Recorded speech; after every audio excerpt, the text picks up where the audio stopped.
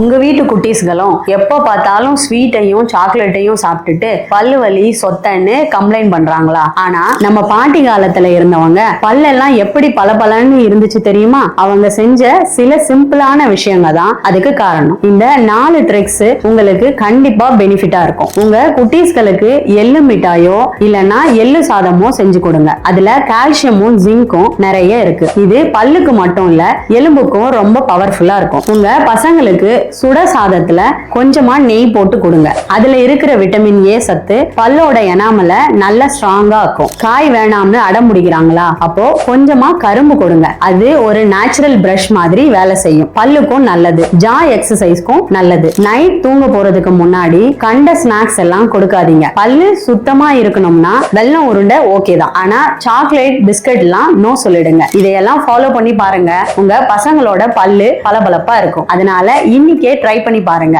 நம்ம சேனல்ல டெய்லி இந்த மாதிரி யூஸ்ஃபுல்லான டிப்ஸ் வந்துகிட்டே இருக்கு. ஃபாலோ பண்ணுங்க. தேங்க்யூ.